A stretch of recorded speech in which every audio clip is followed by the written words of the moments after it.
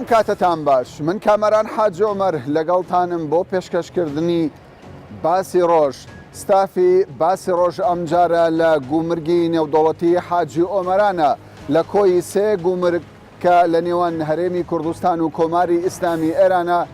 گومرگی نێودەوڵەتی حاجی عومەران یەکێک لە دەروازە گرنگەکانی نێوان هەرێمی کوردستان و کۆماری ئیسلامی ئێرانە. ئێمە لەم بەدوادا چوونەدا هەوڵ دەدەین کاریگەری سزا ئابوووریەکانی ئەمریکا بۆ سەر کۆماری ئیسلامی ئێران و ڕنگدانەوەی لەسەر جموجۆڵی بازرگانی لە نێوان هەرێمی کوردستان و کۆماری ئیسلامی ئێران بکەین. بەدوادا چوون لەسەر جۆری کاڵاکان و جێبەجێکردنی بڕیارەکانی ئەمریکا لەسەر دەروازە سنووریەکانی نێوان هەرێمی کوردستان و کۆماری ئیسلامی ئێران بکەین.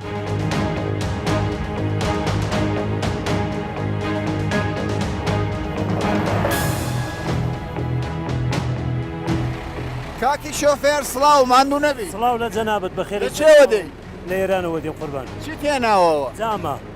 تۆ بە بەردەوام هاتوشۆکەی؟ بەڵێ بەردەوام هاتووێ دەکەم. ئێستا جموجۆڵەکان چۆنە؟ شکورە الحەمدولای زۆر خۆشە. باشتر بووە دوای گەمارۆکانی ئەمریکایان خراپتر بووە؟ وەڵاهی فعلەن باشە. باشە. باشە. بۆ ئێوە سنووری هەرێمی کوردستان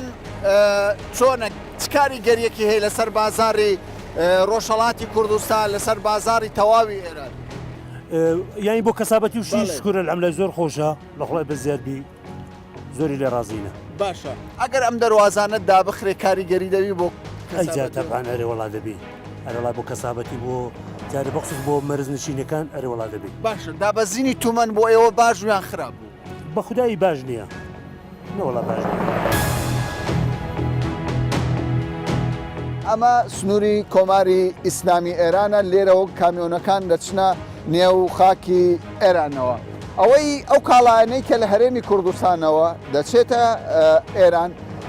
زۆربەی کاڵاکان بریتین لە کۆکراوەی کارتۆنەکان لە هەرێمی کوردستان ئەو کارتۆنانەی کە پاشماوەن کۆ دەکرێتەوە هەمویان بلۆکراون لێرەوە دەڕۆن. هەروەها بەشێک لە کانزاکان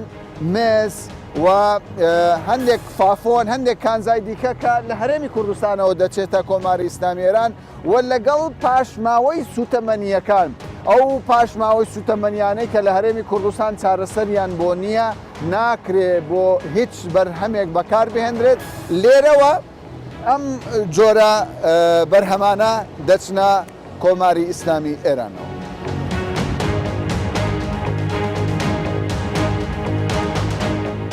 ئێستا ئێمە کۆمەڵی کامیۆنی گەورە دەبینین لەو گۆڕەپانەدا ئەگەر بۆمان باز بکەیت ئەو کامیۆنانە چ دەینن چ دەبن و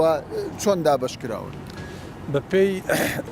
ئێرە گۆڕەپانی بەڕێبەتی گومرگی نێودەوڵەتی حاجی عومەرانی پێ دەڵێن بە شێوەیەکی ئەندازەیی دابەش کراوە بەش کراوە بۆ ئەوەی کامیۆنەکانی چ ئەوانەی لە ئیران کاڵاو کەلوپەل دێنێن چ ئەو بارهەڵگرەکانی خۆمان دەستە ناو دەواازەی بڵێن بازارچەی پێ دەڵێن باردێنن. باشیانی ئەو خەتەی ئێستا دەبینین تەواوی ئەو کامیۆنانن دەستە ئێران. کامیۆنانە ئەوانن کە دەچنە ئیران لە بازگەی ترانزێت دەستنە ئەو دی و باش ئەوانەش لە ئێرانەوە هاتوون ئەوانش لە ئیرانە هاتوون کە هەر کامیۆنێک لە ئیران دێ لێرە دوای داخڵبوون بە پێی سیستەم یەکسەر دێتە سەر قەپان پێ ئەڵێن قەپانی تایبەت دێ بارەکانیان وەز نەکرێ لێرە ڕادەگیرێن لەو گۆڕەپانە فراوانە ڕاگرتنەکەشیان تەسنیف دەکرێن بە پێی جۆری کاڵا و لەبەرەوەی کۆمەڵک لێرە کۆمپانیا هەیە و بە هەر گومرێک ئەوانە هەر یەکەی پشکنینی خۆیەکە. باشە هیچ زۆرە کاڵایەکە ئێوە قەدەغەتان کردبی تانی لە ئێرانەوە قەدەغە کرابی بێتە کوردستان هیچ کاڵایەکەیە تاکو ئێستا بە ئاسایی بەڕێوە. باش ئەمنەوەی دەیبینم ئۆتۆمبیل ژمارەی زۆر لە ئۆتۆمبیل وەک دەزانرێت لە دووبەیەوە دێت لە ئیمارات لەو بەرزایش ژمارەی زۆر ئۆتۆمبیل دەبینم یعنی هاتنی ئۆتۆمبیل ئاسایی هاتنی ئۆتۆمبیل زۆر ئاساییە وەکو ڕۆژانی پێشتر بەردەوامە بەڵام لێرە بەهۆی نزیکی سنوورەکە و کار ئاسانی یاسایی گومرگ ژمارەیەکی زۆر ئۆتۆمبیل داخل دەبێت. باشە ئەو کاڵانەی دەبینین میوە دێ لە کۆماری ئیسلامی ئێرانەوە بەڵام لەگەڵ ئەوەشدا جێویستیەوە بووین هەندێک خواردن ئێران قەدەغەی کردووە نایلی ڕوون بێ نالی کۆمەڵی خواردنی تایبەت بە خۆراکی قەدەغەی کرد ئەوەی تا ئێستا تێبینیمان کردووە ئێران خۆراکی سەرەکی ڕێگە پێنادا داخڵ ببێت لە بەروبوومی میوە و بڵێن بەروبوومی گەڵایی پێڵێن وەکو پەتاتە و تەماتە ئەوانە لەبەرەوەی تەسیراتێکی تە سەر بازاڕی ئیران ڕێگەی پێنادا داخلی هەرێم بێت باشە دابەزینی تومان سوودی هەبوو بۆ ئێمە دابەزین تومان کاریگەریەکی تەواوی کرد لەسەر بازاڕەکان لەبەرەوەی کاڵا و کەلوپەلی ئیرانی بەهۆی دابەزینی تومەنەوە نرخەکەی بەرامبەر دراوی عراقی دابەزیوە تەڵەبیات لەسەر زیاد بوو. سڵاو لێبێ ماندوو نەبێ چۆنە سەردانی هەرێمی میگە کوردستان خوش اومدی به حریم خیلی کردستان ممنون تشکر از لطف شما دڵ زۆر ممنون سپاس چۆن سەردانی هەرێمی کوردستان دەکەن چجوری میای حریم کردستان تو والا اومدیم برای کار ما هنریه گشتبوری کاکا هاتون لە بۆ کار هاتون لە بۆ هوەری گەزبڕی شتیوا دەکەن گشتبوری نقش برجسته ئەی باشە کار کەم بۆ لە ئێران بۆی هاتۆتە کوردستان تو ایران کار کەم شده بەخەتی اومدی اینجا آره والا کار کمه کار کمه باشە سزاکانی ئەمریکا کاریگەری زۆر بووە میگه اون سزایی که امریکا واسه ایران گذاشته کارگریش واسه شما شده خیلی مردم ایران وضعیتشون خوب بد آره شده آره بد شده دڵی خەڵکی ایران عزیز و خراپ باشە هەرێمی کوردستان بۆ ئەوان گرینگە بۆ بژێوی ژیانن پیداکردنی میگه حریم کردستان واسه شما واسه کار شما خوبه بده والا ما اولین بارمونه وارد میشیم دڵی اولین جار مدیم حریم کردستان باشە چۆن ینی ئەو بیرۆکەی لەلا دروست بوو بێتە کوردستان دوستامون اینجا اند کار دڵی میکنن خزم و دۆست و کەس شتم لێرە کارێ دەکەن لە بەرخاتیان دێتەوە ڕۆژگارێک کۆماری ئیسلامی ئێران ئەم دەواازانەی لەسەر هەرێمی کوردستان داخست هۆکارەکەشی ئەوە بوو خەڵکی کوردستان ڕای خۆیان لەسەر سربەخۆیی بۆ ژیان و ژێردەستەیی بۆ ژیان هەڵبژار لە بەرامبەردا کۆماری ئیسلامی ئێران خەڵکی کاسبکاری سزادا و دەواازەکانی داخست بەڵام ئێستا بە پێچەوانەوە پاش سزاکانی ئەمریکا بۆ سەر ئێران کۆماری ئیسلامی ئێران چاوی لە دەواازەکانی سنووری هەرێمی کوردستانە بۆ ئەوەی جموجۆڵە بازرگانیەکان بەردەوام بێ و کاسبکارانی ئەو دیوی کۆماری ئیسلامی ئێرانیش لە ڕووی مەعیشەتەوە ژیانیان تا ڕادەیەک باشتر بێت.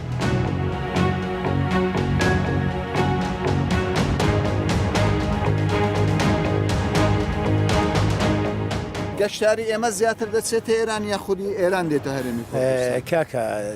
لەوەتی پارەی ئێرانی دابەزیوە گەشتیاری هەرێمی کوردستان زیاتر دەڕوا بۆ ئێران کە ئێرانیەکانی بەر دێن بەس بۆ حەدەنان کە بڵین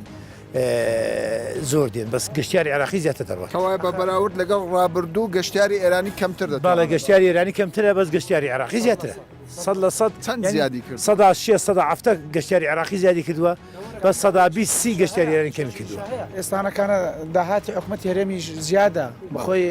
کەرتی ئابووری کوردستانی بژانەوەی بەخۆی بینەوە پرۆژەکان دەستی پێ کردەوە معاشەکان باش موچە لە کاتی خۆی دێ خەڵکەکە ئێستا بژێوی ژیانی باشە ڕوو لە سەفەرەکە لە دختۆ سزاکانی ئەمریکا بۆ سەر ئێران و دابەزینی نرخی تومەن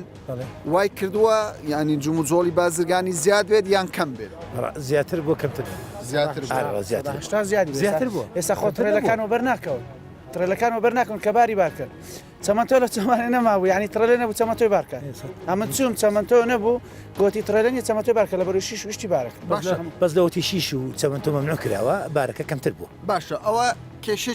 شیش و چەمەندۆ سەبارەت بە گەشتیار کەسێک کە دەچێتە کۆماری ئیسلامی ئێران دێتەوە هەموو کاڵایەک دەتوانێت بهێنێ لەگەڵ خۆی نەخێر یەکشت ناتوانانی لەگەڵ خۆ بێنی ئللا جلوبەرگێکی کەم دەنا 1 کیلۆ قەنادی پێبی کۆماری ئیسلامی ئێران لێ دەژێرتەوە 1 کیلۆ پەنیری پێبی لێ دەژێرتەوە ڕێگای پێ نادری هیچ نەگۆژ نەحیچ یەکشتی لێ ناگەڕێت بۆچی لێ ناگەڕێت مەمنوعیان کردو خواردنیان لە ئێرانی مەمنوع کردو بۆ ئێرە وەرێمی کوردستان ئەوەی لە هەرێمی کوردستانەوە دەچێتە هەر ئازادە هەر شتێکی باش ئازادە بەڵام هیوادارم حکوومەتی هەرێمی کوردستانی شلانی پەیوەندداری ئێران لەو شتێ ئەگەدار کاتەوە کە ئینسان دەستە لەوێ دەرێ سەفەر شتێکا دەتوانانی شتێکی لەگەڵ خۆی بینیتەوە زۆر باش یانی شتەشی لەودی دەگەڵ خۆ بێنیتێ وەکو هەدیە بابا کابرا هەدیە 2 کیلۆ قەنادی بۆ خزم و کەسوارسی خۆی دێنی خۆ بۆچی دێنی خۆ بۆ فرۆشتنی نان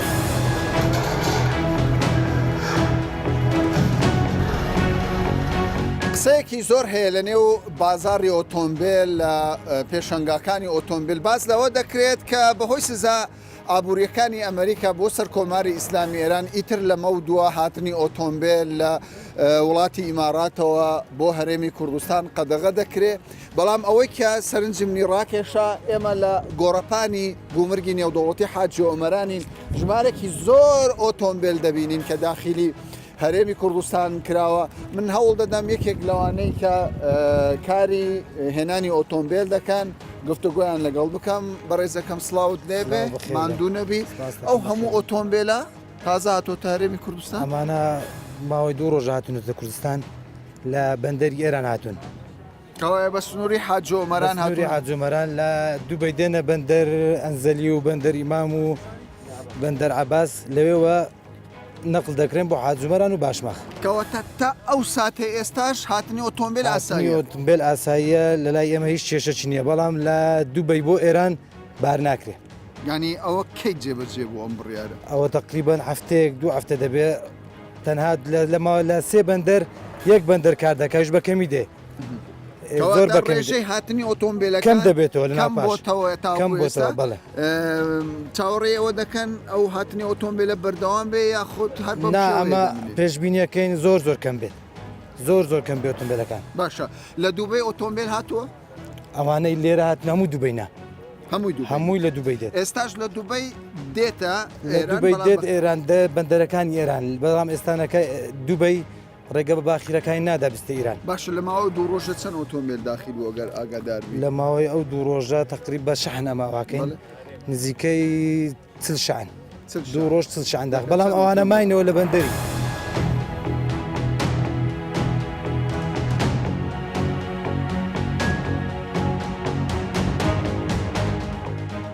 دەمەوێت بزانم کاریگەری سزاکانی ئەمریکا بۆ سەر کۆماری ئیسلامی ئێران و ڕنگدانەوەی لەسەر جمبوجۆڵی بازرگانی لە نێوان هەرێمی کوردستان و ئێران چی بووە هیچی دروست کردووە تاوەکو ئێستا یاخودنا کاردانەوەی سزایەکانی ئێران بەسەر وڵاتی ئێران حتمما لە زۆر بوار لەوانەیە بە دیار بکەوی بە کۆی گشتی لە عالم بەڵام بەنسبەت سنووری حاجی ئۆمەران کە تاکە سنووری پارێزگای هەولێرە لەگەر وڵاتی کۆماری ئیسلامی ئێران کاریگاریەکانی ئێرە کە سنووری حاجی ئۆمەران هەم بازرگانیە هەمیش گەشتیاریە لە ڕووی گەشتیاریەوە بەهۆی ئەو لێکەوتانەی سزایەکانی ئەمریکا بەسەر ئێران تومەنی ئێرانی بەرەو داڕمان چووە ئەوەش وای کردووە کە ڕێژەی گەشتیاری خەڵکی هەرێمی کوردستان و عێراق بەگشتی زۆر زیاتر ببیت لەوەی سەردانی ئێران بکەن هەم بۆ تەندروستی هەم بۆ گەشتیاری هەم بۆ کڕینی پێداویستەکانی تایبەت بە خۆیان کاریگەریەکی ینی بەرچاو زیادی کردیە کەواتە زێدەتر لە کەرتی گەشت و گوزار بەدی دەکرێت بەنسبەت بازرگانیش لەبەرەوەی لەوانەیە ئەو شتانەی ئەویان خودت ئەو کاڵانی کە زیاتر ئەمریکا فۆکس دەخاتە سەری پێشتریش لە لایمان نەبووە یاخود کەم بووە ئەستەمە برێن کاریگەریەکەی چەندە و هەیە و یاخود نییە بەباشی بە دیار ناکەوی ینی لەو حاڵەتی کە برێن هەیە یاخود نییە بەڵام حتمما هەر بە تێپەڕبوونی کات لەوانێشتی تر ڕوودا زۆر باشە ینی ماوەیە کە دەبیندرێ هەمە هەنگێکی باش هەیە لە نێوان هەرێمی کوردستان و ئێران شان لە ئێران دێ سەردانی هەرێم دەکا و هەندێک جار لە هەرێمەوەش سەردانی کۆماری ئیسلامی ئێران دەکرێت ئەم کۆبوونەوانە گەرم و گوڕێ لە چیدا دەبیندرێت بۆچی ئەو گەرم و گوڕێ دروست بووە خۆی کۆبوونەوە و هەماهەنگی پێشتریش هەر هەبووە بەڵام لەوانەیە لە هەندێک بواردا یاخود لە هەندێک باری ئابووری کە ئێران کاریگەری بە دیار کە تێ لەسەری سەبەب کاریگەریەکانی ئەو سزایەکانی ئەمریکا یاخود خۆتان باستان کرد لە ئەو کۆبوونەوەتانە هەندێک زیادی کردووە هەماهەنگی بینی سنوورەکان لەسەر داخوازی کۆماری ئیسلامی لەسەر داخوازی هەردوو لە هەبووە مەسەن کۆبوونەوە لە بینی سنووری ئیدارەی سنووری ئەوان ئێستا چیان دەوێت زۆر جار ئەوان دەڵێن ئێمە پەرە بە پەیوەندیەکان دەدەین ئێمە هەوڵ دەدەین پەیوەندی ئابوووریەکانمان بچێتە ئاستێکی بەرزەوە ینی مەبەستیان چیە لەمە ئایا هەرێمی کوردستان بۆ ئەوان گرنگە لە ئێستا هەرێمی کوردستان پێشتریش بۆ ئێران گرنگ بووە و ئەگەر بە پێی زانیاری خۆم کە ئێران بەردەوام پەرەی بە باری ئابووریدا هەتا توانیوێتی فعڵەن هەرێمی کوردستانیش بۆ ئەو گرنگە چەند بتوانی هەماهەنگی بکات ئەو گرنگی هەرێمی کوردستانیش لەوانەیە هۆکارێک بی لەوەی ئێستا ئێران وا بکات یاخود هەوڵ بدات هەماهەنگی زیاتر یاخود کۆبوونەواتی زیاتر تانسیقی زیاتر هەبێت لەگەر ئیدارەی حتا لە ڕووی گومرگەوە یاخود لە ڕووی تەواوی وڵاتە. باشە زۆر کەس ینی باس دەوە دەکات دەڵێ هەرێمی کوردستان ینی 5 ملیۆن سەرنشینیان زیاتری هەیە بازارێکی ئەو تۆی نییە بۆ کۆماری ئیسلامێران سزاکانی ئەمریکاش یەکجار قورسە بۆچی بڵین ینی هەرێمی کوردستان بۆ بازاری ئێران گرینگە بۆ کاڵاکانی ئێران گرینگە خۆی هەرێمی کوردستان لە چوارچێوەی وڵاتی عێراقا ئێمە لە چوارچێوەی دەوڵەتی عێراقین مەرز نییە ئەو کاڵایانەی کە دێتە هەرێمی کوردستان تەنها لە هەرێمی کوردستان ساغ بکرێنەوە کاڵایەکان یعنی ئێمە سنوورێکی هەرێمی کوردستانین بەڵام لە هەمان کاتە سنوورێکی نێودەوڵەتی دەوڵەتی عێراقا گرنگە لە ئەوەی کە ئەگەر کاڵایەکان لەو سنوورەش هاوردە بکەین لەوانەیە بستە جنوبی عێراق یاخود باشە لێرە چ قازانج دەکات بۆ نمونە ئەو کاڵایانەی کە دێتە بازار هەرێمی کوردستان ئێران چی دەست دەکەوێتن زۆربەی ئەو کاڵایەنە چ جۆرە کاڵایەکن کە ئێران دەوێت لە بازاری کوردستان ساغ بکات خۆی کاڵایەکان هەر ئەو کاڵایانەیە کە هەناردەی وڵاتانی دەرەوەی جیهانیش دەکا مەسەڵەن کە وڵاتی تریش سوودمەندە لەو کاڵانی ئێران بەڵام لە هەرێمی کوردستان بۆ نمونە ئەگەر بە نمونە بهێنینەوە مەوادی بیناسازی یاخود خۆراک کە لە ئێستادا ئێران تاکلایەنە لە لای خۆی هەندێکی قەدەغە کردووە بەپێی ئەو سیاسەتە ئابووری کە خۆی هەیەی بابەتی تریشە ینی ئەو هەروها بابەتی ترانزیت کە هەم ئێرانی نییە ینی سنوورەکەمان هەر پێک نایە لەو کاڵانەی کە لە ئێران دروست دەکرێت یاخود بەرهەم دەهێنرێت ئێمە بابەتی ترانزیتمان هەیە کە لەوانەیە منفعەتی ئێرانی نەبی تەنها بەناو ئێراندا تێپەڕبێت بۆ نمونە ئۆتۆمبیل لە وڵاتی ئیماراتەوە دێت کە دەنگۆیەک هەبوو وڵاتی ئیمارات پابەند دەبێت بەو سزایانە ئەگەر پابەند بێت تەنها زەرەری بۆ دەوڵەتی ئێران ناوی بەڵکو بۆ وڵاتانەش دەبی کە زەوی ئێران بەکاردێنن بۆ گواستنەوەی ئەو کاڵایانە ئەگەری ئەوە هەیە ئەو کاڵانەی کە بە ترانزیت لە ئێرانەوە دێنە هەرێمی کوردستان ئەگەری ئەوە هەیە ئەو ترانزیتە تا ئێستا هیچ شتیوە مەترسی نەبووە کە ڕوو بدا هەتا ئێستا هیچ نەبووە باشە سەبارەت بەو کاڵانەی کە قەدەغە دەکا ئێران ینی بە شێوەکی گشتی پێش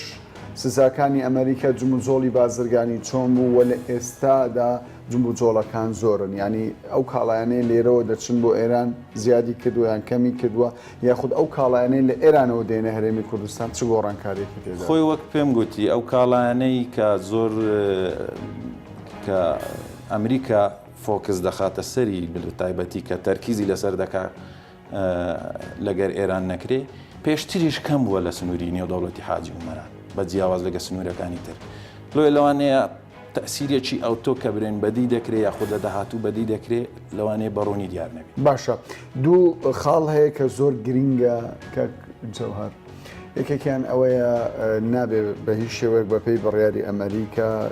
پێترۆل لە هەرێمی کوردستان و لە عێراقەوە بچێتە کۆماری ئیسلامی ئێران دیارە پێشتر لە هەندێک لە دەواازەکانی هەرێمی کوردستان پەترۆل دەچووە لە ڕێی پەترۆلی کەرکووکەوە دەچووە کۆماری ئیسلامی ئێران و ئەمریکا ناخوازێت دراوی دۆلاری ئەمریکی بچێتە ئێران ئەمە هەتا چەند جێبەجێکرا و هەتا چەند لە توانای دەواازە سنووریەکانە ڕێگری لەم شتانە خۆی دەواازە سنووریەکانی تر من ناتوانم قسەیان لەسەر بکەم چونکە هەم خۆیان کە لەوێ ئیدارەی دەدەن و هەروەها وەزارەتی دارایی و بەڕێوەبەراتی گشتی گومرگمان هەیە و لێژنەی هەماهەنگی لەگەڵ حکوومەتی مەرکەزیش هەیە ئەوان دەتوان جوابی ئەو پرسیارەت بدەنەوە وەک پێم گوتی دووبارەی بکەمەوە ئەو بابەتانی وەکو درا و نەوتی کەرکک و ئەوانە پێشتریش لە لای ئێمە نەبوو هەتا بڵێن کاریگەری هەبوو یاخود دیارێ ئێستا مەنعکرا هیچ بڕیارێکی تازە هاتووە لە حکوومەتی هەرێمی کوردستانیە لە بەغداوە سەبارەت بە جمجۆڵی بڕیارەکان وەکو برێم هاتن بۆ سنووری نێودەوڵەتی تا ئێستا وەکو گومرجی حاجی عومەران نەگەیشتۆتە لای ئێمە بەڵام زیاتر تەنسیق لە نێوان ئەو لیژنە هەماهەنگەیە کە لەگە حکوومەتی مەرکەزی پێم وایە دادەنیشین هەروەها لەوانەیە لە دانیشتەکان لەگەڵ وەفداتی بیانی و ئەمریکیش بیت و زیاتریش تەنسیق لە ڕێی دەواازەی نێودەوڵەتی حاجی عومەران دەکرێت ئەوان زانیاریان زیاتر. کاک جەوهەر من لەگەڵ هەندێک کەس قسەم کرد گەشتیار بوون کاسبکار بوون باسییان لەوە کرد گوتیان بۆ هەرێمی کوردستان سزاکانی ئەمریکا سوودی هەیە ینی بۆ ئێمە قازانج هەیە گەشتارێکی زۆر هەیە وەک کاڵای هەرزانیشمان دەست دەکەوێت لە ئێرانەوە ماتا چەند ڕاستە؟ ئەوە ڕاستە لەو بڕەکاڵای ئێستا کە هەیە هاوردە دەکرێت فعلەن ئەو کاریگەری دابەزینی تومەنی ئێرانی جابە لەو بڕەکاڵای کەم تا زۆر کە بتەوێ هاوردەی بکەی بەهایەکەی لە خوارێ بەرامبەر دیناری عراقی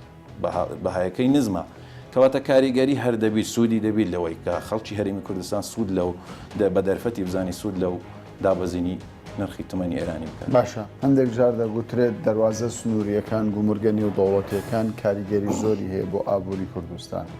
گۆمرگی نێودەوڵەتی حاجی عومەران کاروبارەکانی بەباشی بەڕێوە دەبا ینی کاروبارەکانی باش بووە بەراورد لەگەڵ چەند ساڵی ڕابردوو یاخود پلان هەیە باشترش بێت. خۆی سنووری نێودەوڵەتی حتمما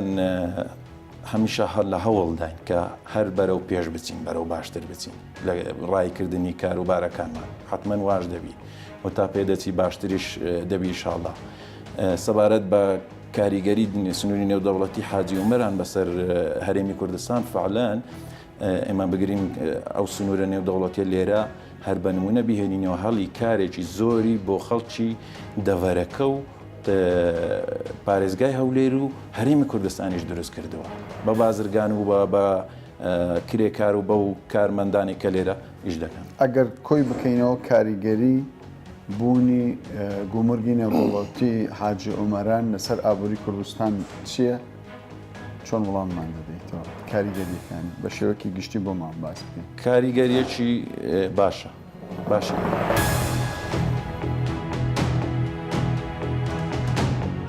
لەم بەدواداچوونەی باسی ڕۆژدا بۆمان دەرکەوت کە کاردانەوە ئابوووریەکانی ئەمریکا بۆ سەر کۆماری ئیسلامی ئێران و کاردانەوەی لەسەر جموجۆڵی ئابووری نێوان هەرێمی کوردستان و کۆماری ئیسلامی ئێران ڕێژەیی بووە لەگەڵ ئەوەشدا وەک دەرکەوت ئەم سزایانە بە شێوەیەک لە شێوەکان قازانجی بۆ ئابووری هەرێمی کوردستان هەبووە هاوکات لەگەڵ ئەوەشدا لە مێژووی پەیوەندی ئابوووریەکانی نێوان هەرێمی کوردستان و کۆماری ئیسلامی ئێراندا ئێستا بەرپرسانی کۆماری ئیسلامی ئێران لە هەموو کاتێک زیاتر چاویان لە دەواازەکانی هەرێمی کوردستانە بۆ ئەوەی جموجۆڵە ئابوووریەکانیان پەرەی پێ بدەن و نەفەسێکی ئابووری بە ئابووری خنکاوەکەی خۆیان بدەن لە ڕێگەی دەواازەکانی سنووری هەرێمی کوردستانەوە تا باسێکی دیکە و بابەتێکی دیکە بەخواتان دەست.